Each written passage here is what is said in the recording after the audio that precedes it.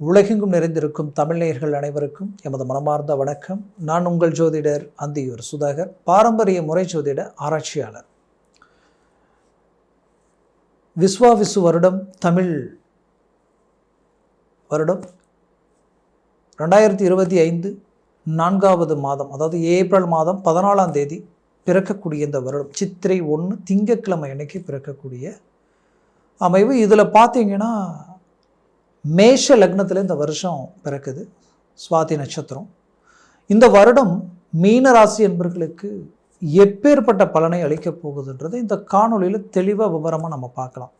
நம்ம சேனலை சப்ஸ்கிரைப் பண்ணாதவங்க பண்ணிக்கோங்க, பெல் பட்டனை கிளிக் பண்ணி ஆல் ஆப்ஷனை கொடுத்துக்கோங்க. அப்போ தான் அடுத்தடுத்து காணொலிகள் உங்களுக்கு உடனடியாக வந்து அடையும். இந்த தமிழ் வருடப்பிறப்பு உங்களுக்கு மிகச்சிறந்த வளர்ச்சியை கொடுக்கும். எமது மனமார்ந்த வாழ்த்துக்கள். ஏன் இதை சொல்கிறேன்னா, மீனராசி என்பவர்களுக்கு ஜென்மச்சனி வேறு தொடங்கிடுச்சிங்க. என்னவோ தெரியல, ஜென்மச்சனியால் பாதிப்பு இருக்கோ இல்லையோ, அந்த பயமே ஒரு பிரச்சனையாக இருக்குது அப்படின்ற அளவுக்கெல்லாம் சிலருடைய யோசனைகள் இருக்குது. அதனால் இந்த யோசனையை தூக்கி ஒரு பக்கம் வச்சுடுங்க. ஏன் இதை நான் இவ்வளோ ஸ்ட்ராங்காக சொல்கிறேன்னா, முதல்ல 7 சனியில் நிறைய கேட்டகரி இருக்குது. 1ஆம் சொத்து இருக்குது, 2ஆம் சொத்து, 3ஆம் சொத்து. அதுலேயும் சனி பகவான் வந்து பார்த்திங்கன்னா, இவர் சனினா கெடுத்துருவார் அப்படின்றது தான் நம்மளுடைய கான்செப்ட். பட் சனி பகவான் கொடுக்க நினச்சா அந்த ரேஞ்சே வேறு, லெவலே வேறு. அப்படி பார்த்தீங்கன்னா உங்களுடைய லக்னத்தை பொறுத்து இந்த சனியினுடைய தன்மை மாறும். ஏன் இதை சொல்கிறேன்னா, உங்களுடைய லக்னம் துலாம் லக்னமாக இருந்தால் உங்களுக்கு யோகக்காரகனே சனி பகவான் தான். உங்களுடைய லக்னம் கும்ப லக்னமாகவோ மகர லக்னமாகவோ இருந்தால் அவர் தான் அந்த வீட்டிற்கு அதிபதியே. ரிஷப லக்னமாக இருந்தால் அவர் தான் டாப் லெவலில் உங்களுக்கு ஒர்க் அவுட் பண்ணுவார். அப்படி ஒரு லக்னத்தை பொறுத்து சனியினுடைய தன்மையே மாறிடும்.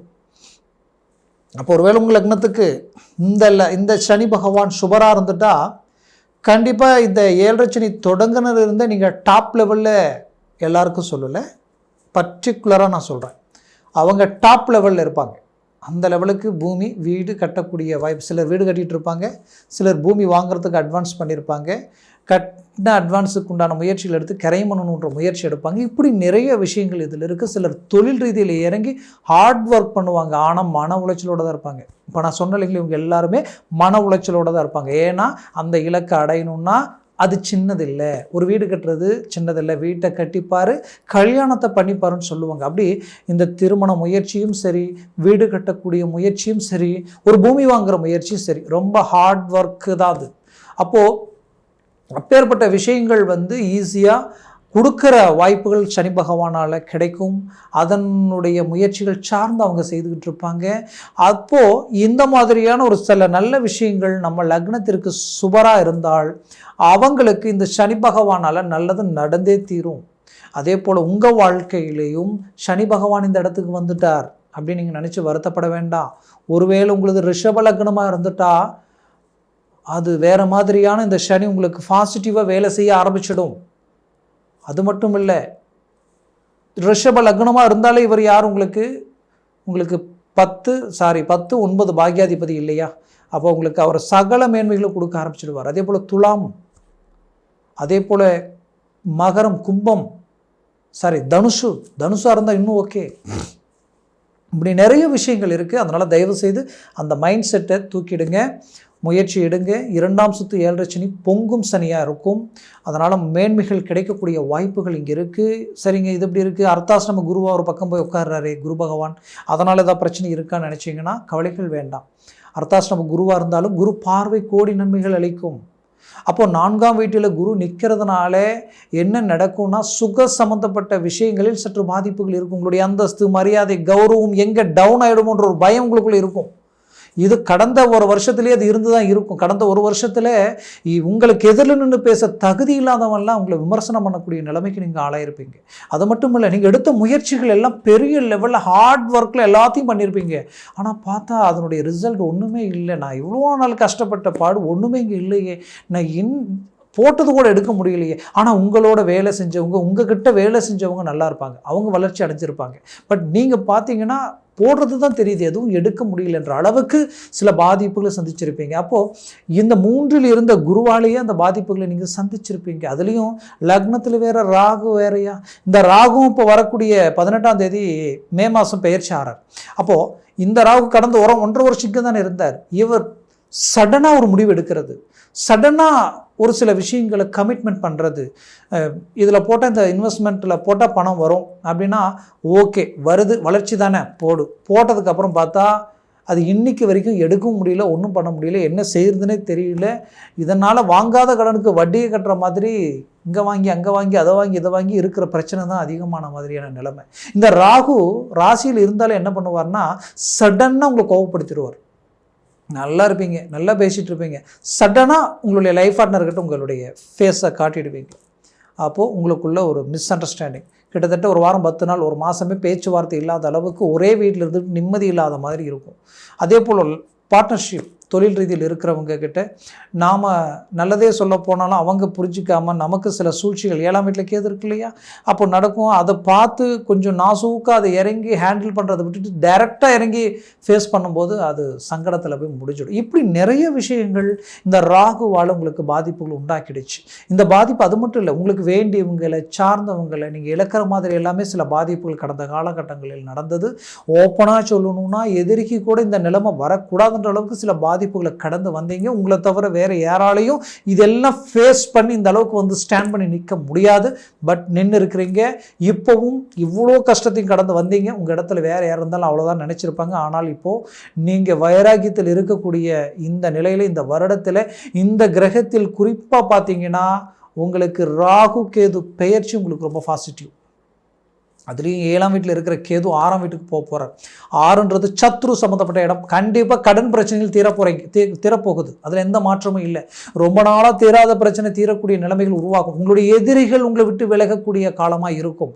உங்களுக்கு வேண்டாதவங்க எல்லாமே உங்களை விட்டு விலகி போகக்கூடிய ஒரு சூழல்கள், நல்லது எது கெட்டது எது கண்ணுக்கு காட்டி கொடுத்துரும். அதுலேயும் குறிப்பாக ஆரோக்கிய ரீதியில் இருக்கக்கூடிய பிரச்சனைகள் நீங்க போகுது. உங்கள் வேலை செய்ய முடியாமல், எதையும் ஃப்ரீயாக பண்ண முடியாமல், எதுலேயுமே ஒரு தெளிவு இல்லாமல், கொஞ்ச நாளாக நீங்களாகவே இல்லாமல், எதுலேயுமே ஒரு இன்ட்ரெஸ்ட் இல்லாத அளவுக்கு பாதிப்புகள் இருந்தது. அந்த பாதிப்புகள் எல்லாமே உங்களை விட்டு நீங்க போகுது. குறிப்பாக சொல்லணும்னா சொந்த பந்தம், உற்றார் உறவினரை உங்களை பார்த்து ஒரு செகண்ட் யோசிக்கக்கூடிய அளவுக்கு இந்த கேது 6ஆம் வீட்டில் நின்று உங்களுடைய சக்ஸஸ்ஃபுல்லை கொடுக்கக்கூடிய ஒரு சூழலை உருவாக்க போகிறார். அதுலேயும் குறிப்பாக ராகு 12ஆம் வீட்டிற்கு வராரு. ராகு 12ஆம் வீட்டுக்கு வந்தார்னாலே மோட்சம் கிடைச்சிடும். ரொம்ப நாள் தீராத பிரச்சனைகள் தீரும். ரொம்ப நாள் வராத பணம் வந்து சேரும். உங்களை சுற்றி இருக்கிறவங்களுக்கு நடுவில் நீங்கள் சக்ஸஸ்ஃபுல் அளிக்கக்கூடிய ஒரு காலம் உங்களுக்கு உருவாயிடும். 12ஆம் பாவம் வெளிநாடு சார்ந்த அமைப்பு, வெளிநாடு போகக்கூடிய வாய்ப்புகள் உங்களுக்கு கிடைக்கும். இடமாற்றங்கள், மீனராசி என்பவர்களுக்கு நிறைய பேர் இடமாற்றங்கள் பண்ணியிருப்பீங்க. எனக்கு கேட்டால் கடந்த இந்த 2-3 மாதத்துக்குள்ளேயே அது நடந்திருக்கும். ஏன்னா இடமாற்றங்கள் ஆட்டோமேட்டிக்காகவே இந்த இடத்துல கிரியேட் ஆகும். கிடைச்சா மாறிக்கிங்க, ரொம்ப நல்லது. இடமாற்றம் நீங்கள் பிறந்த ஊரை விட்டு வெளியில் போக வாய்ப்பு கிடைச்சா சந்தோஷமாக கிடைச்ச பாக்கியம் நினச்சி போய் உங்களுடைய முயற்சிகள் செய்யுங்க. கண்டிப்பாக சொல்கிற மாற்றங்கள் பிறக்கும். அது மட்டுமல்ல, உங்களது வாழ்க்கையில் நீங்கள் வெளிநாட்டில் இருக்கிறீங்கனாலும் கவலைகள் வேண்டாம். இந்த ராகு கேது பெயர்ச்சி உங்களுக்கு பெரிய லெவலில் பலத்தை கொடுக்கும், பெரிய லெவலில் சக்ஸஸ்ஃபுல் கொடுக்கும். திடீர் யோகம், திடீர் அதிர்ஷ்டம், அது எந்த விதத்தில் வேணாலும் வரும். ஒரு தொழில் ரீதியிலையும் எப்படியும் நிறைய விஷயங்கள் இருக்குது, எப்படி வேணாலும் வரும். ஆக மொத்தத்தில் அதிர்ஷ்டமும் உங்களுக்கு இருக்குது, வளர்ச்சியும் இருக்குது, உங்களுடைய உழைப்புக்கேற்ற மேன்மையும் உங்களுக்கு கிடைக்க போகுது. குறிப்பாக நீங்கள் பெற்ற பிள்ளைகள் ரீதியில் இருக்கக்கூடிய பிரச்சனைகள் தீரப்போகுதுங்க.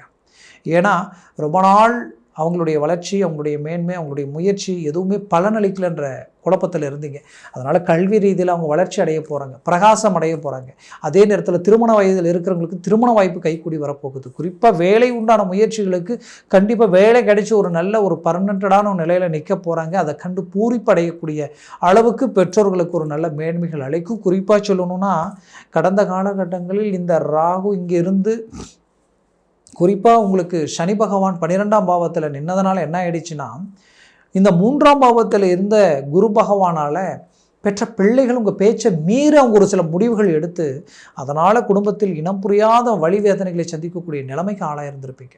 கண்டிப்பாக மீண்டும் இப்போ இந்த பயிற்சிகளால் இந்த வருடத்தில் உங்களுக்கு மீண்டும் எல்லாம் ஒன்றிணைந்து உங்கள் கண்ட்ரோலுக்கு நீங்கள் நினச்ச மாதிரி இயல்பு நிலைக்கு வரக்கூடிய சூழல்கள் உருவாகும். சொந்த பந்தங்கள் உங்களுக்கு ஓரளவுக்கு ஒத்துழைப்பு கொடுக்கக்கூடிய நிலைகள் மாறக்கூடிய சூழல்கள் உருவாகும். குடும்பத்தில் சுபகாரியங்கள் நடக்கப் போகுதுங்க. சுபகாரியங்கள் சுப விஷயங்கள் நடக்கும். அடுத்தடுத்து தொழில் சார்ந்த விஷயங்கள் முயற்சி அளிக்கும். ஏன்னா கடந்த காலகட்டங்களில் செய்த தொழிலை விட்டுட்டு வேலைக்கு போயிடலாமன்ற அளவுக்கு யோசிச்சிருப்பீங்க. உங்கள்கிட்ட வேலை செஞ்சவங்களுக்கு இருந்த நிம்மதி சந்தோஷம் முதலாளியாக இருந்தவங்களுக்கு இல்லாத அளவுக்கு பாதிப்புகளை சந்திச்சிட்டிங்க. இது எல்லாத்துக்குமே ஒரு ரிசல்ட் உங்களுக்கு கிடைக்கும். அது உங்களுக்கு வளர்ச்சி பாதையில் இருக்கும். இதில் குறிப்பாக வேலையில் ப்ரமோஷன் கிடைக்கக்கூடிய ஒரு காலத்தை ராகு பகவான் ப்ளஸ் கேது பகவானால் உருவாயிடும். ஏன்னா இவர்கள் இருக்கக்கூடிய இடம் அருமையான இடம். அதனால் கண்டிப்பாக அதற்குரிய வழி உங்களுக்கு பிறக்கும்.